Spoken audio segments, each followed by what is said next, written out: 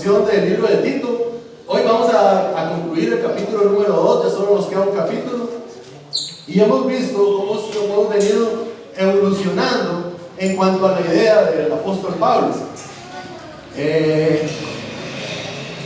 Podemos, solo para agarrar como el hilo, el contexto de lo que venimos haciendo, por si hay alguna persona que se está integrando nueva o los que nos están viendo. Hemos visto en el capítulo 1 cómo Pablo se dirige, y siempre se ha dirigido a Tito, siempre se ha dirigido a un líder que va a ir a establecer liderazgos en Creta. Y hemos visto cómo en el capítulo 1 Pablo empieza a reprender y exhortar las cosas que están mal, las cosas que no deberían de ser, que se están confundiendo, que están destruyendo hogares, que están corrompiendo el evangelio, etcétera, etcétera. Vemos que pasamos al capítulo 2, donde ya Pablo, aunque le habla al mismo emisor, aunque es el mismo Tito, ahora Pablo le está diciendo: Tito, lo vamos a dirigir a las personas de la iglesia, a las personas que conocen a Dios, a las personas que conocen a Cristo. Y le vamos a pedir que estas personas tienen que comportarse de cierta manera. Esto lo hemos venido viendo desde hace 3-4 semanas, me parece, que vimos los ancianos, las ancianas, las mujeres jóvenes, los esclavos. Y Pablo empieza a detallar y ya le da conclusión al capítulo 2. Y aunque él va a seguir, y ya para la siguiente semana lo vamos a ver, me dio gusto lo que el capítulo que nos toca hoy, nos toca el capítulo 2, versículo del 11 al 15. Cuando nosotros en el grupo, o cuando los predicadores se acordó que iba a ser el libro de Tito, en mis lecturas de este libro, primeramente uno lo empieza leyendo normal, como cualquier otro libro. Uno empieza viendo a ver qué Dios le está diciendo a través de este libro, y después se empiezan a notar tal vez curiosidades, cosas que uno dice: qué curioso. Y así pasan muchos capítulos de la Biblia. En este caso, después de leerlo algunas veces repetidas, creo que a esto le tocó la introducción, a mí me tocó los primeros 2 versículos. Yo me dio la curiosidad: ¿cuántas veces habla el apóstol Pablo del evangelio directamente a Tito en esta carta? Y entonces me puse a buscar, y recuerdo que en mi Biblia, ahora que estaba estudiando para estos pasajes, fue el único pasaje, y en el capítulo 3 hace otra mención, que marqué en aquel momento. Y también me va a tocar hablar del evangelio, porque me parecía curioso que aunque Pablo estaba teniendo una conversación, unas instrucciones con otra persona que evidentemente conocía el evangelio, que era Tito, conocía las gracias de Dios, Pablo aún así no se limita a reforzarle el evangelio. Yo cuando lo estaba leyendo, ¿cuántas veces en este libro Pablo le dice o le habla sobre Jesús a Tito? Y de qué manera cuando le hable lo va a abordar, porque es una carta pastoral, es una carta de exhortación hacia la conducta de hermanos y conducta de líderes en este caso. Pero aún así Pablo no se abstiene y hace una mención hermosa para mi criterio del evangelio. No es un libro de 16 capítulos como Romanos, no es un libro extenso, pero es un libro que, aunque es corto, Pablo no se abstiene de contar la verdad de Cristo en el evangelio. Es decir, nosotros podemos pasar por 3 capítulos de Tito y salir y no decir: aquí no encontramos el evangelio. Aquí está la verdad por el cual toda la carta tiene sentido, que es el evangelio. Entonces, quiero leerlo para empezar.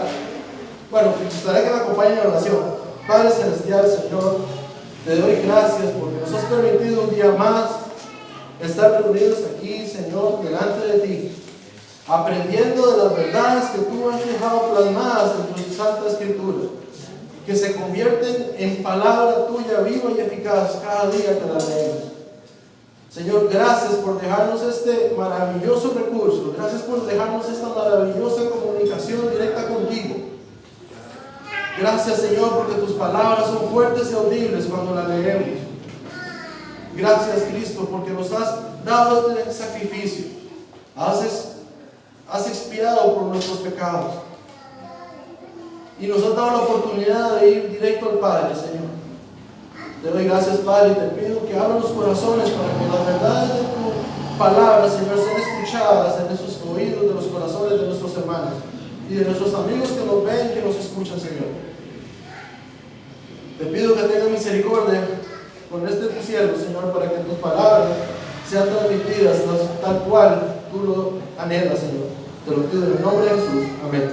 Entonces quisiera leer Tito 2:11 al 15. ¿Me acompañan la lectura? ¿Me dicen cuando lo tienen? En verdad, Dios ha manifestado a toda la humanidad su gracia, la cual trae salvación y nos enseña a rechazar la impiedad y las pasiones mundanas.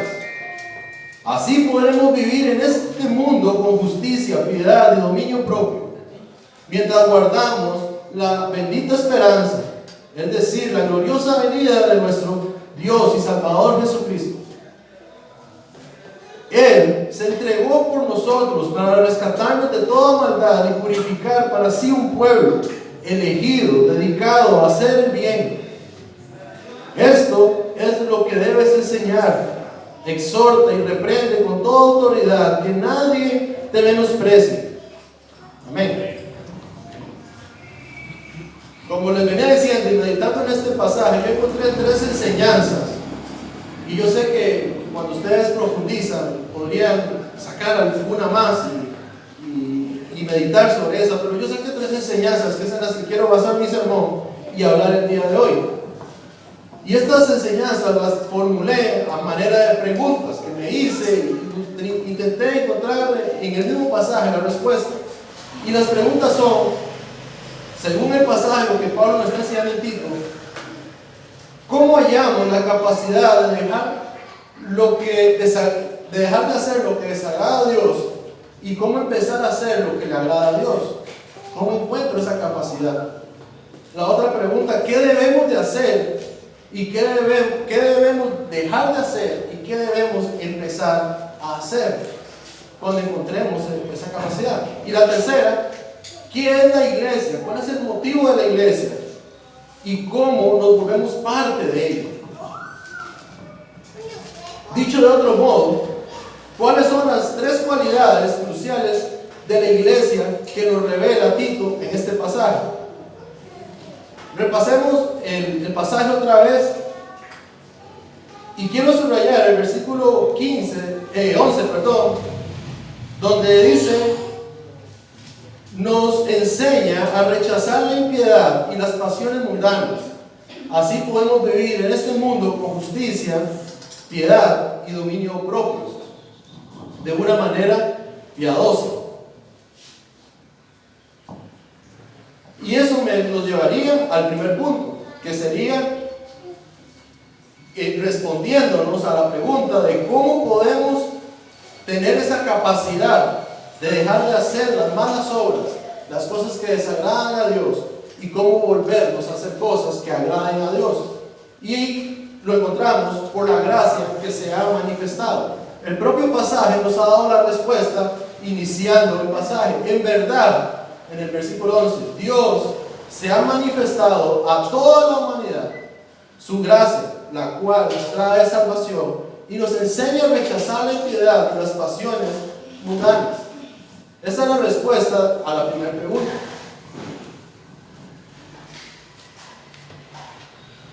Dicho en otros términos, ¿cómo nos convertimos en parte de la iglesia y empezamos a actuar de una manera que agrada a Dios y dejamos de actuar de una manera que agrada al mundo? Y para eso, ¿cómo vamos a cumplir el trabajo de la iglesia, lo que Dios ha designado para la iglesia? La respuesta a está en el mismo pasaje como leímos en el 11 y en el 12. Porque la gracia de Dios se ha manifestado para la salvación de todos los hombres. Este versículo nos enseña la gracia de Dios, la raíz de todo lo bueno, de todas las cosas puras, santas. En la Biblia, la palabra hispanoamérica, yo lo estuve leyendo, y la traducción lo dice de esta manera: se ha hecho en efecto visible la bondad de Dios que trae la salvación a toda la humanidad. Para nosotros, empezar a hacer obras buenas, necesitamos salvación. Y nos vamos a ir metiendo en las verdades del Evangelio. Pero es imposible para alguien que no es salvo hacer cosas que agraden a Dios. La salvación, la fe en Cristo empieza agradando a Dios. Porque sin fe es imposible agradar a Dios.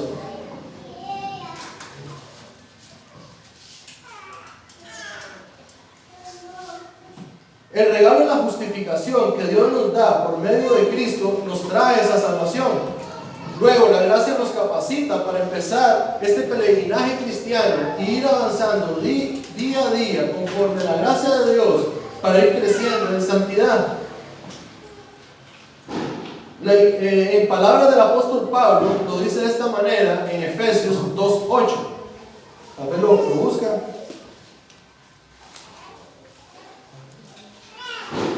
Ciertamente la gracia de Dios los ha salvado por medio de la fe.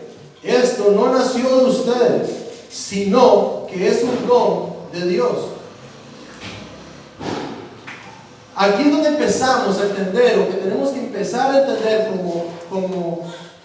como hombres, como criaturas hechas, de que necesitamos un milagro, de que necesitamos, después de nacer, algo que no podemos hacer nosotros, que viene de Dios y es por gracia de Dios y solo Dios lo puede dar, y es esa salvación a toda la humanidad que cree en Cristo. Ahora, ¿cómo obtenemos esta salvación? Que yo es lo que he estado hablando. ¿Cómo es que Dios transfiere esa gracia a nosotros? Y tal vez estoy caminando por puntos básicos que muchos de nosotros conocemos, pero esto nos va a llevar al último punto, ¿qué es la iglesia? ¿Y cuál es su deber en la iglesia? ¿Cómo es que yo soy parte de esa iglesia? Entonces, empecemos a hilar, diría alguien, empecemos a hilar y empecemos a pensar las verdades fundamentales del Evangelio y meditemos sobre ellas para llegar a la conclusión de qué es la iglesia, qué es ese pueblo del que el apóstol Pablo le está diciendo a Tito que tiene que ser un pueblo que hace buenas obras, un pueblo que está esperando la venida de Cristo, un pueblo que ha sido redimido para Cristo.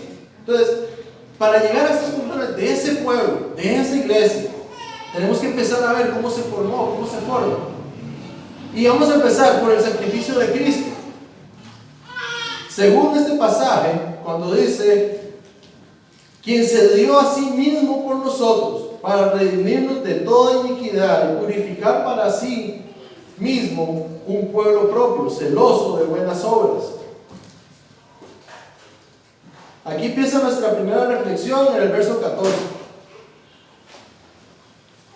Este verso 14 declara la maravillosa obra de nuestro Señor Jesucristo, de quien viene hablando Pablo desde el versículo 13, y a quien esperamos en su manifestación gloriosa como el gran Dios y el gran Salvador.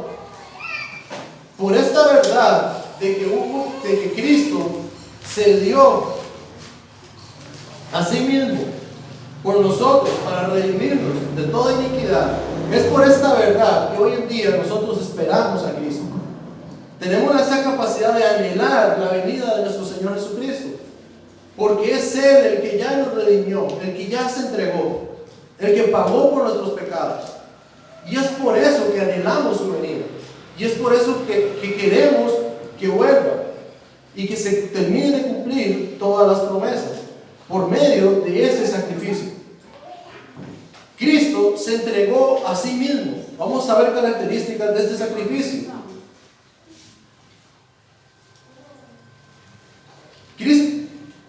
Cristo fue el que tomó la decisión de obedecer al Padre e ir a la cruz y dar su vida en rescate por el pueblo de Dios. Podemos leer Isaías 53:10. Yo sé que Isaías 53 es una profecía hermosa y muchos la conocemos. Entonces vamos a ir viendo pasaje por pasaje cómo esta profecía se va cumpliendo y es necesaria para nuestra vida.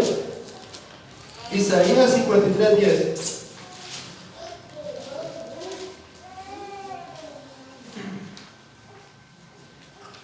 Dice, con todo eso, Jehová quiso quebrantarlo, sujetándole a padecimientos.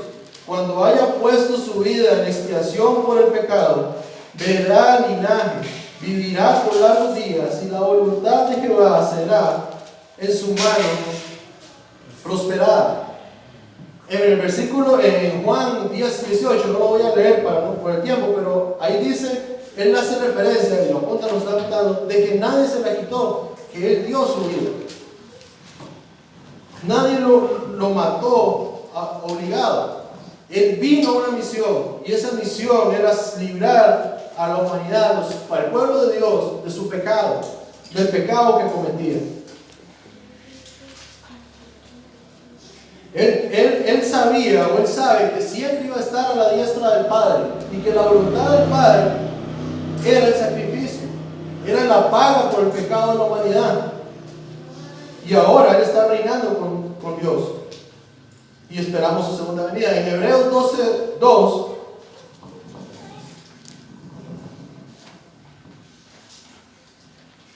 dice: puesto los ojos en Jesús, el autor, consumador de la fe, el cual fue el gozo puesto delante de él, sufrió la cruz, menospreciado el oprobio, y se sentó a la diestra del trono de Dios. Cristo es el único en quien podemos colocar toda nuestra esperanza, toda nuestra confianza, todos nuestros afectos, porque Él se dio a sí mismo por nosotros en ese sacrificio. Entonces ya vimos que ese sacrificio fue voluntario. Por eso podemos poner nuestra confianza en Él. Él decidió hacerlo, obedecer al Padre. Y si nos vamos más atrás, Él decidió ser el Adán, como dice Pablo también. Cumplió lo que Adán no pudo cumplir.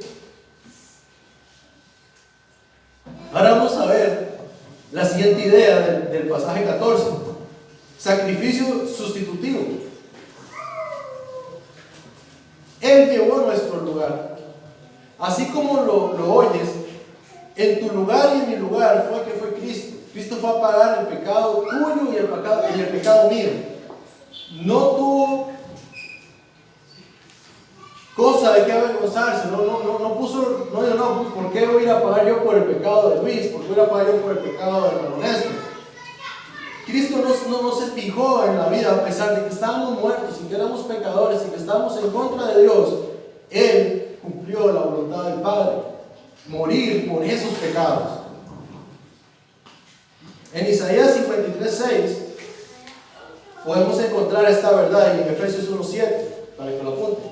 Con su propia vida, derramando su sangre hasta entregar su vida, Cristo llevó nuestro lugar y pagó la deuda que tú y yo jamás podríamos pagar. Él dio el rescate eficaz a todas nuestras injusticias y todas nuestras irreverencias delante de Dios. Yo estaba leyendo con mi esposa, o con mi esposa me lo estaba leyendo, creo que fue la semana pasada, Salmo 78, y también lo apunta y lean en su casa. Un pueblo rebelde, que Dios hace maravilla tras maravilla. El Salmo relata cómo los saca de Egipto, abre el mar, les muestra en la noche un resplandor de fuego, y en el día los cubre con una nube, les da alimento, y aún así el pueblo sigue retando y retando a Dios. Y cuando estábamos meditando ese pasaje, lo traíamos al presente, pero viéndolo desde esa perspectiva, estas personas miraban la mano de Dios, miraban los milagros de Dios, y seguían retando a Dios, y seguían yendo en contra de Dios, y exigiéndole a Dios, y menospreciando a Dios. Y el mismo pasaje habla de que Dios enfureció por su rebeldía. Pero a pesar de que esas personas eran así, estaba en el plan de Dios que iba a mandar a su hijo, y que su hijo iba a morir aún por esas personas, por la rebeldía de esas personas. Y como esas personas, ya meditando en el presente, somos nosotros. Yo le decía a mi esposa, y nosotros somos más, nosotros somos más tercos, porque nosotros, a pesar de que tenemos los relatos de todo lo que Dios hizo, tenemos también el de Cristo en la cruz, y a pesar de eso seguimos fallando. Y aún por eso también murió Cristo. Y a pesar de eso, Dios nos sigue perdonando a través del sacrificio de Cristo. seguimos y seguimos en ocasiones faltando a la ley de Dios. Pero sabemos que es por Cristo que ahora entramos al Padre. Y ahí es donde empezamos en la otra verdad, quien se dio a sí mismo por nosotros para redimirnos de toda iniquidad. ¿Qué quiere decir iniquidad? Que es el problema de nuestros corazones, uno de los problemas, tantos problemas que hay en nuestros corazones, como en el Salmo 78 que le estaba mencionando, tenían estas personas. Iniquidad significa sin ley, que va en contra de la ley, o establecer mi propia ley. Significa que afirmamos ser autónomos delante de Dios. La palabra remite al pecado original de Adán y Eva. Ellos quisieron determinar por sí mismos la ley del bien o del mal. Quisieron ser Dios. Ustedes pueden ver a nivel del mundo. Nadie me está diciendo en la calle, yo soy Dios, yo soy Dios, yo soy Dios. Pero la gente, y en nuestro corazón en ocasiones, yo no lo hago porque no quiero. Yo no soy así. Es que a mí no me parece. Es que eso no está bien. Y sin argumentos bíblicos, estoy hablando de las personas del mundo. Las personas quieren hacer su propio juicio y ser su propio Dios delante de los demás. Es difícil rendir cuentas, es difícil decir eso lo está haciendo mal. Porque las personas se levantan y dicen, no, es que a mí me parece que es así. Es que es mi vida, es que es mi dinero, es que es mi tiempo. Es que yo voy porque yo me lo merezco. Y así sucesivamente vamos viendo los corazones en donde brincan esos destellos de querer ser Dios. Y nosotros mismos, a veces yo me topo que mi corazón a veces quiere salir eso. Y está, no lo voy a hacer porque no me parece, o no lo voy a hacer porque no quiero, o es mi vida, o esas mismas filosofías o destellos de pecado aparecen aún en nuestras vidas. Y podemos ver que gracias al Espíritu Santo, dice mi esposa que ella tiene una vocecita que le dice, no, está mal, está mal, está mal, está mal, y ella está apartando y apartando y apartando y apartando a veces, hasta que ya se cansa y no está bien, hermano. Y nos pasa, a mí me pasa también. Lo traigo porque me acordé que me lo dijo ayer, un día pero a mí me pasa también, eso que me dice, estás mal, ese no es ser parte del cuerpo de Cristo. A pensar así no es ser parte del cuerpo de Cristo. Cristo no te redimió para que pienses así. Y me reargulle, y a veces entiendo la primera, a veces llevo más tiempo, a veces choco con pared. Pero es parte del pecado que hay en nosotros, y es por lo que Cristo vino a pagar, y es por lo que nosotros tenemos la capacidad ahora de arrepentirnos. El mundo no se quiere arrepentir de eso, lo ve justo. Pero nosotros estamos llamados a, cuando escuchamos eso, cuando detectamos esos destellos de querer ser nuestro propio Dios y querer tener idolatría, por este caso nos estaríamos adorando nosotros mismos como Dios y le estaríamos quitando la gloria y la honra de Dios verdadero. Arrepentirnos de eso y venir a Cristo. Eso ya va empezando a hacer buenas obras. ¿En qué sentido? Nos vamos, para empezar, es muy posible que nos empecemos a dar a nuestros hermanos, a ceder por amor a otros. Ya empezando a detectar de que nosotros no somos nuestros propios dioses y que nos debemos a Cristo y que nos debemos a ese sacrificio que Él hizo por nosotros, y que por medio de esa revelación nosotros nos arrepentimos y venimos a Cristo otra vez y dejamos de hacer eso. Ya por ahí ya vamos empezando a ser un pueblo, porque Pablo dice, un pueblo que hace buenas obras, un pueblo el cual es enseñado a rechazar la impiedad y las pasiones mundanas. Estas palabras de rechazar la impiedad y las pasiones mundanas ya se van acoplando y van teniendo sentido cuando nosotros, por ver el sacrificio de Cristo, empezamos a arrepentirnos de esos destellos de querer ser nuestro propio Dios.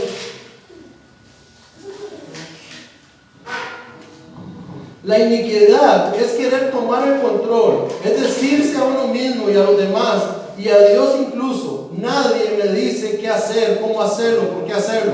Vivo mi vida en mis propios términos, yo estoy al mando. Eso es iniquidad, intentar vivir la vida de forma independiente, sin relacionarnos con Dios, ni buscar el consejo en su ley. Y ese corazón inicuo, no sé si será la palabra, lo tenemos, está en la carne. Y como decía antes, hay algunos que se glorifican en ese corazón. Nosotros nos duele tener esos, o nos debería doler tener esos pensamientos, tener esas actitudes. Y definitivamente, cediendo ante estas actitudes, es muy difícil hacer buenas obras. Y es muy difícil que el Espíritu Santo me enseñe a apartarme de la impiedad y de las pasiones mundanas. Voy a ceder. Entonces, el sacrificio de Cristo, tanto como por lo ejecutado, como por lo que significa, me libra y me enseña a apartarme de eso. Me libra delante de Dios, porque me justifica delante de Dios y me ayuda, como relata el apóstol Pablo, y empieza a tener sentido, a purificar para poder vivir en este mundo con la esperanza. Dice, así podremos vivir en este mundo con justicia, piedad y dominio propio. Ya empieza a tener sentido el acto delante de Dios y el significado que nosotros entendemos en esta vida. Nos ayuda a vivirla como Pablo lo está mencionando. Con su sacrificio sustitutivo nos redimió, nos rescató de toda clase de iniquidad, de toda clase de maldad. Es decir, Él pagó el costo de nuestra esclavitud y compró por su propia sangre nuestra libertad. Una vez alguien me dijo una verdad que me hizo pensar, nosotros o somos esclavos de Dios o somos esclavos del mundo. El ser esclavo del mundo es vivir engañado y vivir para la muerte. Vivir para una condenación posterior. Ser esclavo de Cristo es vivir para su gloria. Es vivir con la esperanza de su venida y una vida eterna. Tomando en cuenta que todo aquel que esté aquí y haya entendido el Evangelio, y haya reconocido el sacrificio de Cristo y haya nacido de nuevo, yo no sé si lo han visto de esta manera, pero es que ustedes ya empezaron a vivir la vida eterna. Solo pasaremos de una línea de tiempo a otra línea de tiempo, pero ya empezamos a vivir la vida eterna. Ya la concepción del nacimiento, del nuevo nacimiento ya está. No soy cristiano en esta vida y cuando venga el día del juicio yo voy al cielo, voy a empezar otra vida. Ya empezamos la vida eterna. Y el que no ha querido entender el sacrificio de Cristo y ha rechazado ese sacrificio y ha blasfemado en ese sentido contra el Espíritu Santo, esa persona va a la muerte. Sí, está viviendo, pero va a la muerte. Y esa es la diferencia entre ser esclavo del mundo y ser esclavo de Cristo. Primera de Pedro 1, 18, 19 dice: y ahora ya no tenemos deuda alguna para con Dios, pues Cristo satisfizo toda su justicia, y por Cristo somos justos ante Dios.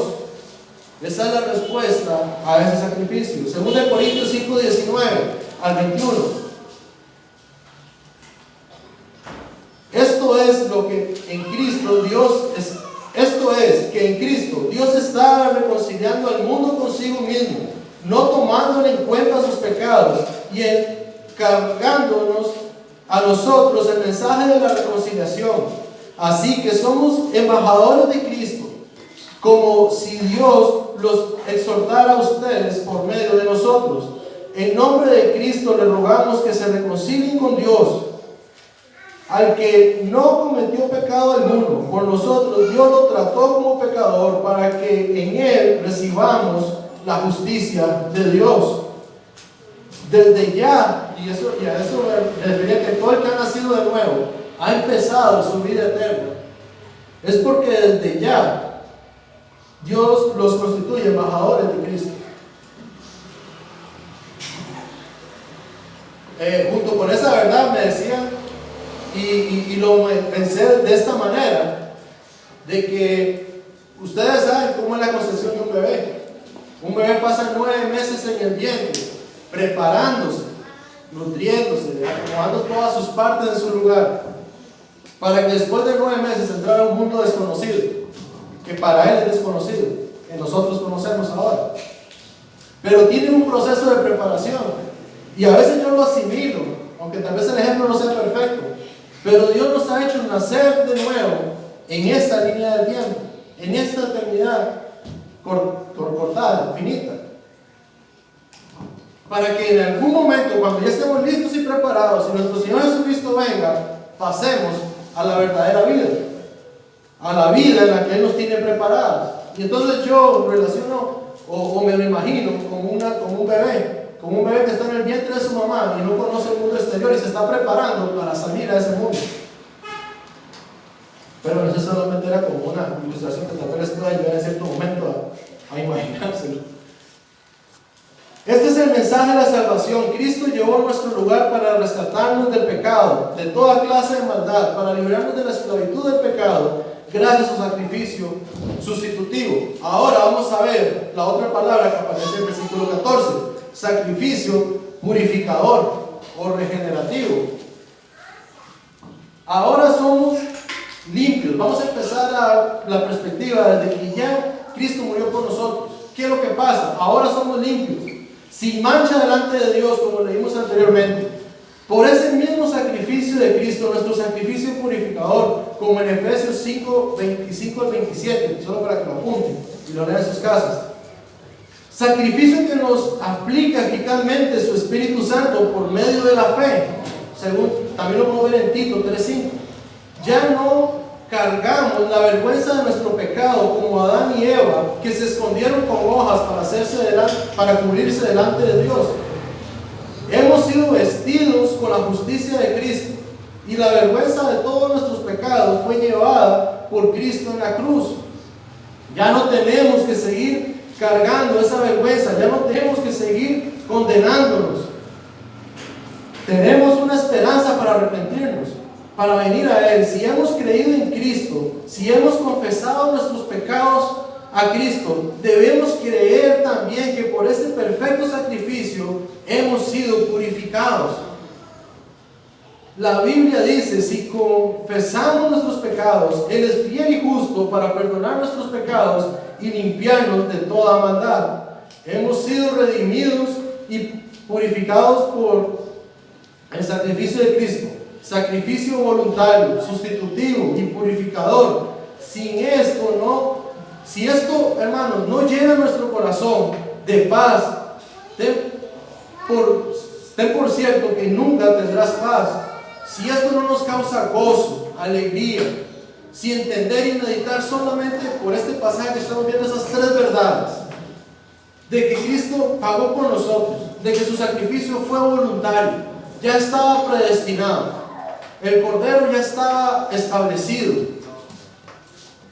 y que ese sacrificio purifica mi vida. Si eso no me llena de gozo y de paz y de alegría, de saber que ya no tengo una condenación, sino que he nacido para vida eterna, si eso no me da el gozo suficiente para pasar esta vida justa y piadosamente, hermanos, no sé qué podría hacer. Solo con estas verdades nuestro gozo tiene que ser regenerado. En ocasiones nos sentimos tristes o nos podemos sentir deprimidos o podemos tener debilidades en nuestra fe, pero si meditamos sobre estas verdades, sobre estos pasajes, sobre el futuro que tenemos asegurado en Cristo, nuestro gozo Dios lo va a ir restableciendo.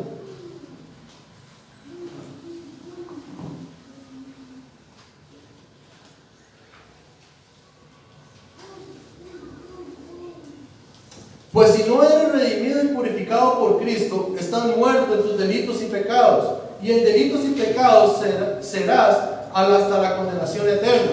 Pero si crees en Cristo, puedes hoy experimentar profundo gozo y saber que has sido redimido y purificado por el mismo Cristo, que es lo que dice el pasaje. Cristo ha redimido una iglesia para sí mismo. Ahora, ¿qué debemos de hacer para empezar a hacer lo que Dios quiere que hagamos? La gracia de Dios ya vimos que nos santifica. ¿Se dieron cuenta de que cuando nosotros venimos a Cristo, Ustedes nunca han visto una persona que se convierta y que inmediatamente sea C.R. Sproul o Martín Lutero. Siempre nos convertimos, conocemos al Señor, somos nacidos de nuevo y tenemos un proceso que va siendo de santificación, que vamos viendo nuestro pecado poco a poco, y en ocasiones cosas que en la vida pensamos que hubiese sido pecado, empezamos a notar que eran pecado o que son pecados y nos tenemos que arrepentir. Poco a poco vamos creciendo. El texto dice, nos enseña que debemos renunciar a la impiedad y a los deseos mundanos y vivir esta época de manera sobria, justa y piadosa. Ya vimos cómo empezar a agarrar sentido, pero a mí me llamó la atención que esta palabra nos enseña es relacionada con castigar, corregir, disciplinar, instruir. Es decir, nos enseña no solamente que nos dice, miren, ahí está, sino que nos enseña que es un proceso, que hay dolor en el camino, que hay reprensión, que, como dice su palabra, Dios al que ama corrige. Puede haber dolor, puede haber enseñanzas que nos duelan, momentos de la vida en que tengamos que venir, arrodillarnos al Señor y orar porque no sabemos el camino. Y podemos sufrir en ese instante, pero es parte de esa enseñanza que Él nos va a dar. Nosotros no podemos cambiar por nosotros mismos. Es cierto que tenemos una responsabilidad y nunca vamos a superar la necesidad de recibir gracia de Dios en nuestras vidas. Nosotros necesitamos la gracia de Dios en nuestras vidas para poder empezar a cambiar. Y esta gracia la remontamos a lo que hemos estado hablando del sacrificio de Cristo. Esa gracia está continuamente operando en nosotros para poder ir cambiando. Además sabemos que el aprendizaje lleva tiempo, requiere esfuerzo y a veces es doloroso, pero los resultados siempre son buenos y nos llevan a cumplir la voluntad de Dios. En Efesios 2:10, si lo tiene para que lo veamos.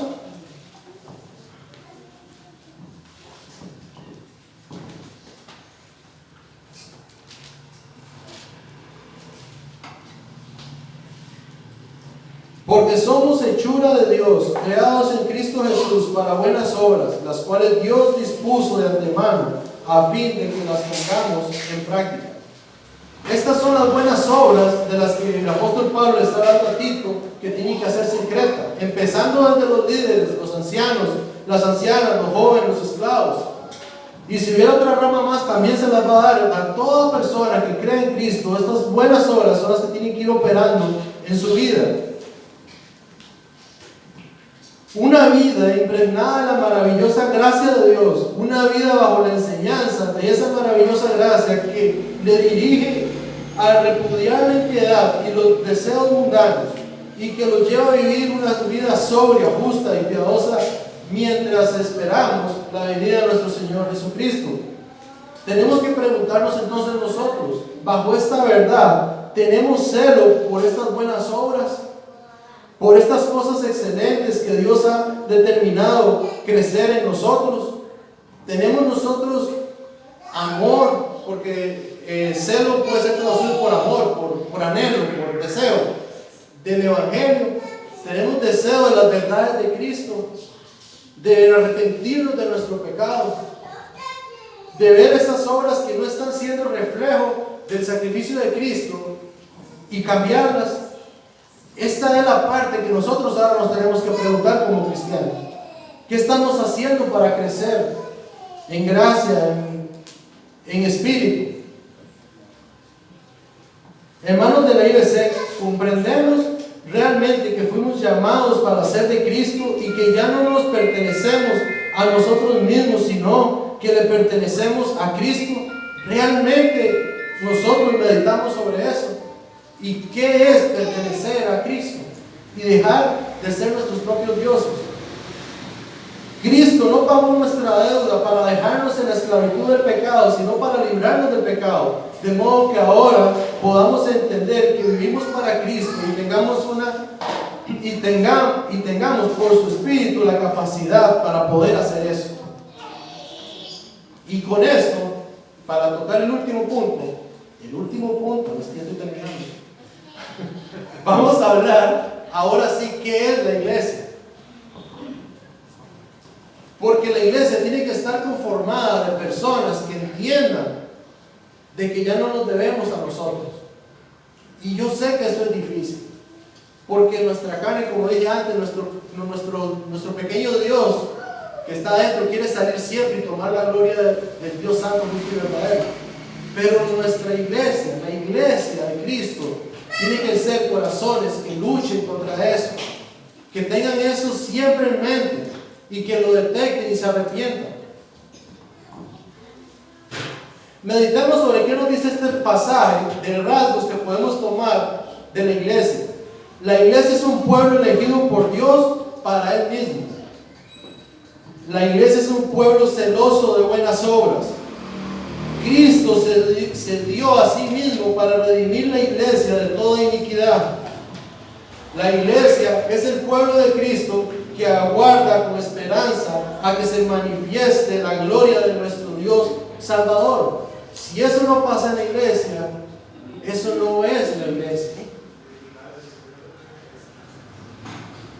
La iglesia tiene que ser ese cuerpo que aguarde la esperanza, que se mantiene. Yo cuando leo la palabra siempre esperanza, yo me recuerdo la promesa a Abraham, cuando decía, él creyó esperanza tras esperanza. Él tenía fe en las palabras de Dios y que esa fe se impregnada en nosotros. Otro punto, la iglesia está compuesta de personas que están aprendiendo a renunciar a los deseos mundanos y a vivir de manera piadosa en esta época para la gloria de Dios. La iglesia está compuesta de personas que fueron salvas por la gracia de Dios. Podríamos encontrar de quién es la iglesia en estas ideas que están en este pasaje. Para la gloria de Dios. La iglesia es de Cristo. Somos dados a Él. Podría expresarse del siguiente modo: Jesús se dio a sí mismo por nosotros con el propósito de redimirnos de toda iniquidad y de purificar para sí un pueblo propio, celoso de buenas obras. Ese es el resumen de todos los puntos que leímos.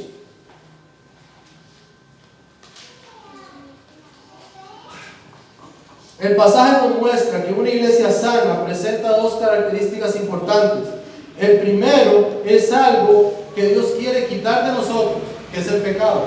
Y el segundo es algo que hacia lo que Dios nos quiere conducir, que son buenas obras, la salvación. Dios nos remide de la iniquidad y nos purifica para sí mismos un pueblo celoso de buenas obras. ¿Qué quiere decir esto? El primero es algo que dejamos de hacer. Nosotros como iglesia tenemos que entender que hay algo que tenemos que dejar de hacer. Y no es algo que yo dejé de hacer antes de nacer de nuevo, es algo que tengo que dejar constantemente de hacer, porque somos mañosos, aprendemos mañas todos los días. Tenemos que dejar de hacer cosas que no nos lleven a la piedad. Y que esas cosas que nos llevan en contra de las reglas de Dios. Y lo segundo es lo que empezamos a hacer y seguimos haciendo, que son buenas obras.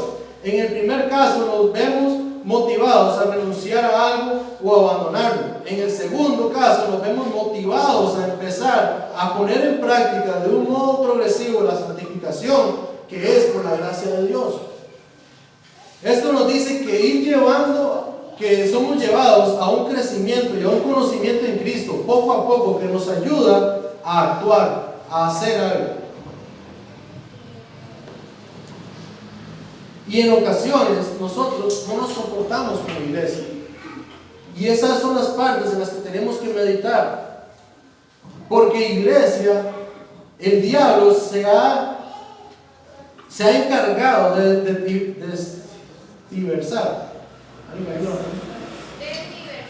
diversar el significado de iglesia.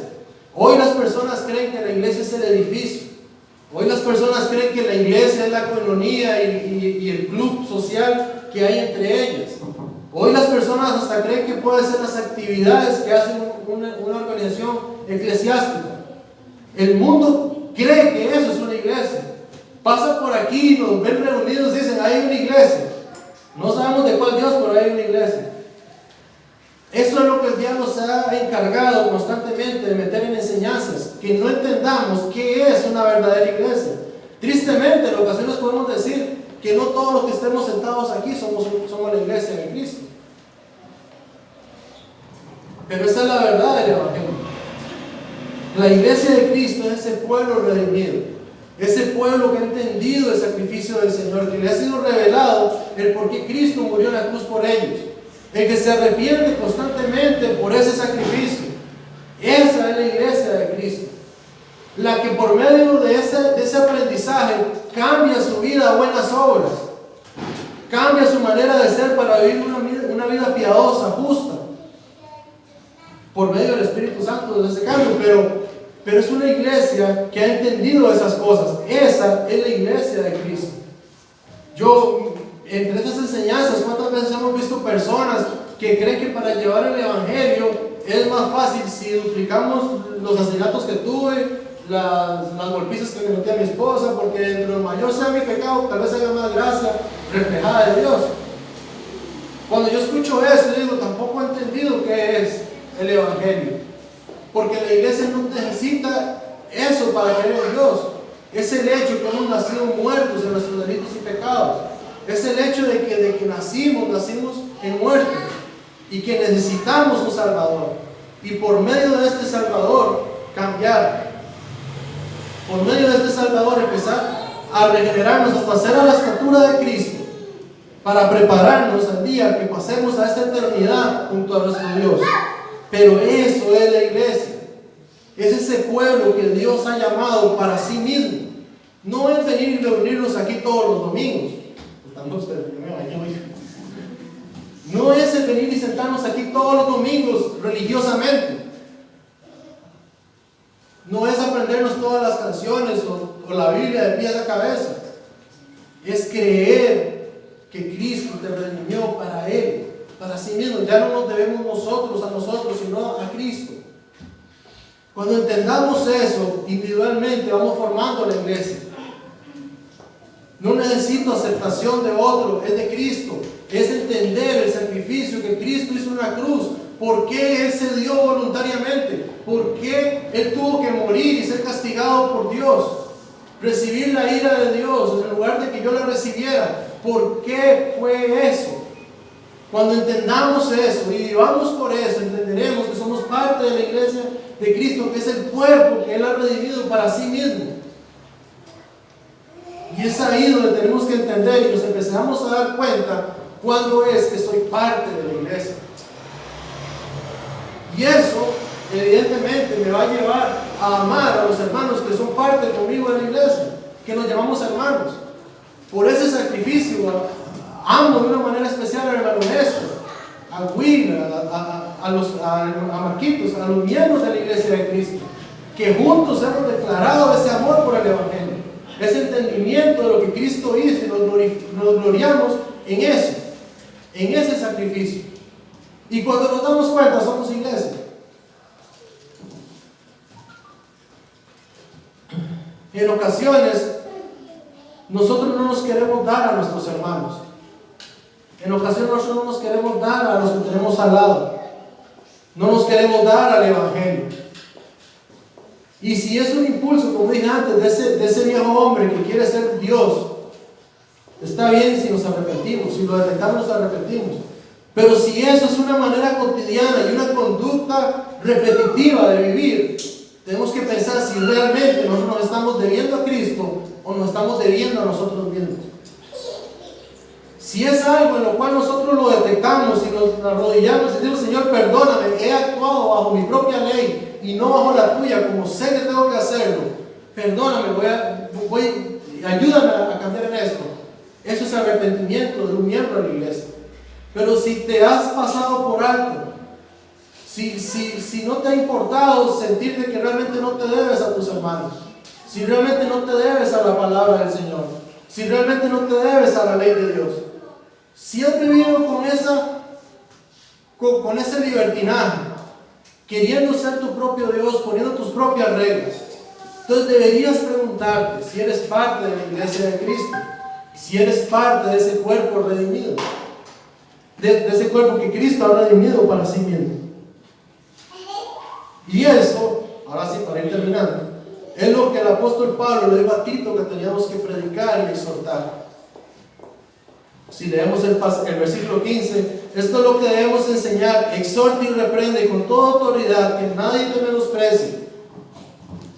El evangelio, la promulgación de ese cuerpo redimido para Cristo, es lo que tenemos que predicar, que enseñar. Y todo lo que vaya en contra de eso lo deberíamos de exhortar. Porque a eso nos ha mandado Dios. Y eso es lo que entendía el apóstol Pablo. Cuando nosotros dejamos pasar por alto en nuestra propia vida el hecho que no nos estamos dando al cuerpo de Cristo, deberíamos exhortarnos. Y si recibimos exhortación, tenemos que entender que es parte de lo que la palabra de Dios pide. Y si lo estamos notando, deberíamos enseñar que nos debemos dar a los hermanos, deber a los hermanos, porque eso es lo que el Señor nos ha mandado. ¿Qué haremos entonces con este mensaje de la gracia, de maravilloso de la gracia de Dios, que nos dice que somos redimidos y purificados por Cristo? Regocijémonos en primer lugar y descansar en esa buena noticia. Regocijémonos en el hecho de que ahora somos pueblo especial de Cristo. Y cuando digo pueblo especial, no es que hay otro pueblo que quiere menos, es que es el único pueblo de Cristo. Y rogar que podamos entender y vivir como ese pueblo celoso de buenas obras excelentes. Y esto nos lleva a la gracia de Dios. A esto nos lleva la gracia de Dios. Esta es la obra del Espíritu de Dios en nosotros, que tenemos que hacer. Y todo aquel que haya caído en cuenta que probablemente él no está siendo parte de la iglesia de Cristo, también tiene que saber que tiene la oportunidad de venir al arrepentimiento, de cambiar el estilo de vida, de deberse, de arrepentirse, realmente reconocer delante de Dios que ha estado fallando y que ha sido su propio Dios todo este tiempo. Charles Wesley decía y resumió el mandato cristiano de hacer el bien de la siguiente manera. La encontré y me pareció interesante. Haz todo el bien que puedas, por todos los medios que puedas, de todas las maneras que puedas, en todos los lugares que puedas, todas las veces que puedas, en todas las personas que puedas, por tanto tiempo como puedas. Señor Padre, te doy gracias un día más, porque has tenido amor para cada uno de nosotros, de recordarnos a través de tu palabra, Señor, qué es la iglesia y para qué hemos sido redimidos, Padre. Señor, perdónanos porque en ocasiones fallamos aún en esto. Nos desviamos de la visión en cuanto es el pueblo de Cristo, Señor. Ayúdanos, Señor, si hemos fallado y si estamos siendo nuestros propios dioses. Ten misericordia de esas personas y de mi persona si lo hago, Padre. Muéstrame a través del Espíritu Santo esas veces, de esas cosas que tengo que cambiar, que tengo que desechar. Ayúdame, Señor, para que tu palabra y tu evangelio entren en mi vida, sean manifiestos en mi vida, pueda tener un mayor entendimiento de ese acto, Señor, de gracia y misericordia, por el cual dice tu palabra que tú te mostraste al mundo. Gracias, Señor, porque siendo Dios, creador de los cielos y la tierra y de todo el universo, a ti te plació mostrarte al mundo con toda tu bondad, tu excelente bondad, Padre. Por medio de Cristo la mostraste. Y te agradecemos por esta oportunidad. Y por esa razón, Señor, te alabamos y te glorificamos. Y te pedimos, Señor, ven, vuelve, Padre. Y levanta a tu pueblo, a tu iglesia. Y llévala contigo, Señor. Para los siglos de los siglos, en la eternidad, estar contigo. Te lo pedimos, Padre, en el nombre de Jesús. Amén y amén.